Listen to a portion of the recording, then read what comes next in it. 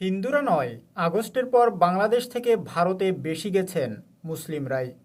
সদ্য সমাপ্ত বছরে আগস্ট থেকে ডিসেম্বরের তৃতীয় সপ্তাহ পর্যন্ত অবৈধভাবে ভারতে প্রবেশ করতে গিয়ে যতজন বাংলাদেশি নাগরিক ধরা পড়েছেন, তাদের মধ্যে মুসলিমদের সংখ্যায় বেশি বলে জানিয়েছে ভারতীয় সীমান্তরক্ষী বাহিনী অর্থাৎ বিএসএফ।